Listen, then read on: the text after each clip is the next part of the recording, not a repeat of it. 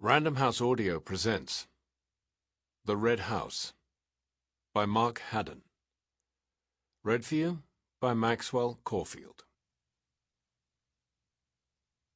Friday. Cooling towers and sewage farms. Finstock, Charlbury, Ascot under Wychwood. 70 miles per hour. The train unzips the fields. 2 gun-grey lines beside the river's meander. Flashes of sun on the hammered metal. Something of steam about it, even now. Hogwarts and Addlestrop. The night mail crossing the border. Cheyenne sweeping down from the ridge. Delta Blues from the boxcar. Somewhere, those secret points that might just switch and send you curving into a world of uniformed porters and great-aunts, and summers at the lake. Angela leant against the cold window, hypnotized by the power lines as they sagged and were scooped up by the next gantry, over and over and over. Polytunnels like silver mattresses, indecipherable swirls of graffiti on a brick siding. She'd buried her mother 6 weeks ago. A bearded man in a suit with shiny elbows playing Danny Boy on Northumbrian pipes. Everything off-kilter. The bandage on the vicar's hand. That woman chasing her wind-blown hat between the headstones. The dog that belonged to no one. She thought her mother had left the world a long way back. The weekly visits mostly for Angela's own benefit. Boiled mutton, classic FM, and a commode in flesh-coloured plastic. Her death should have been a relief. Then the first spade of earth hit the coffin. A bubble rose in her chest, and she realized her mother had been, what? A cornerstone? A breakwater? The week after the funeral, Dominic had been standing at the sink, bottle-brushing the green vase. The last of the freak snow was still packed down the side of the shed, and the rotary washing line was turning in the wind. Angela came in holding the phone, as if it was a mystery object she'd found on the hall table. That was Richard. Dominic upended the vase on the wire rack. And what did he want? He's offered to take us on holiday. He dried his hands on the tea towel. Are we talking about your brother or some entirely different Richard? We are indeed talking about my brother. He really had no idea what to say. Angela and Richard had spent no more than an afternoon in each other's company over the last 15 years, and their meeting at the funeral had seemed perfunctory at best. Where's the exotic location? He's rented a house on the Welsh border, near Hay-on-Wye. The fine sandy beaches of Herefordshire. He halved the tea towel and hung it over the radiator. I said yes. Well, thanks for the consultation. Angela paused and held his eye. Richard knows we can't afford a holiday of our own. I'm not looking forward to it any more than you, but I didn't have a great deal of choice. He held up his hands. Point taken. They'd had this argument way too many times. Herefordshire it is, then. Ordnance Survey 161. The Black Mountains. Y Mynyddoedd Dwan. Dominic flipped up the pink cover and unfolded the big paper concertina. He had loved maps since he was a boy. Here be monsters. X marks the spot. The edges of the paper browned and scalloped with a burning match. Messages flashed from peak to peak, using triangles of broken mirror. He looked sideways at Angela. So hard to remember that girl on the far side of the Union Bar, her shoulders in that blue summer dress. She disgusted him now. The size and sag of her, the veins on her calves, almost a grandmother.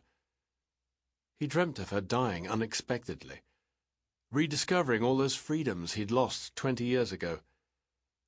Then he had the same dream 5 minutes later, and he remembered what poor use he'd made of those freedoms first time round, and he heard the squeak of trolley wheels and saw the bags of fluid. All those other lives. You never did get to lead them.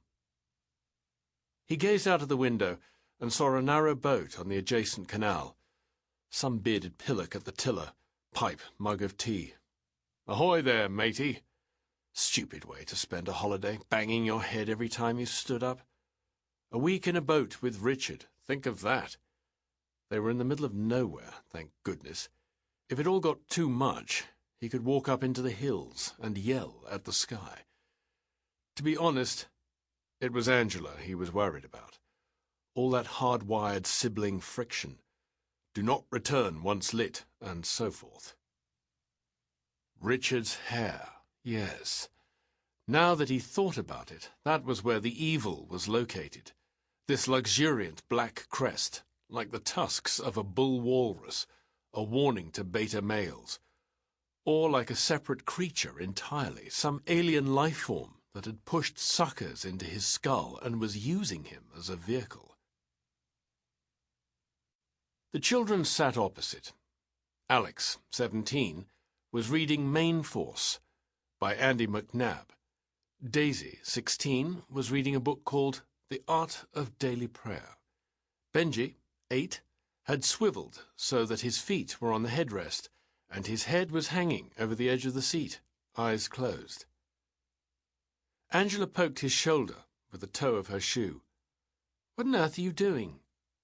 "I'm on horseback, beheading Nazi zombies." They looked like children from 3 separate families. Alex, the athlete, all shoulders and biceps, off into the wild blue yonder every other weekend, canoeing, mountain biking. Benji, a kind of boy liquid, which had been poured into whatever space he happened to be occupying. And Daisy. Angela wondered if something dreadful had happened to her daughter over the past year, something that might explain the arrogant humility, the way she'd made herself so ostentatiously plain. They plunged into a tunnel, and the windows thumped and clattered. She saw an overweight, middle-aged woman floating out there in the dark for several seconds before she vanished in a blast of sunlight and poplars, and she was back in her body again, dress pinching at the waist, beads of sweat in the small of her back, that train smell, burning dust, hot brakes, the dull reek of the toilets. Carter placed his boot on the man's shoulder and rolled him over. This couldn't be happening. He'd killed Bunny O'Neill. They'd trained together in the Cairngorms 10 years ago. What was an ex-SAS captain doing in the middle of Afghanistan, armed with a black-market Soviet rifle, trying to assassinate a billionaire head of an international construction company? Farther down the carriage, the ticket collector was squatting beside a bird-frail woman with long grey hair and spectacles on a red string. "So you've come on the train with no ticket and no means of payment." Shaved head, cloudy blue tattoo on his meaty forearm. Angela wanted to pay for her ticket and save her from this bullying man. She was trying to pick something invisible from the air with her tiny liver-spotted hands. "I can't—" "Is someone meeting you at Hereford?" A tenderness in his voice, which she hadn't heard the first time. He touched the woman's arm gently to get her attention. "A son, maybe? Or a daughter?" The woman clawed at the air. "I can't quite—" Angela felt a prickle at the corner of her eye and turned away. Richard had remarried 6 months ago, acquiring a stepdaughter into the bargain. Angela hadn't gone to the wedding. Edinburgh was a long way. It was term time, and they'd never felt like brother and sister.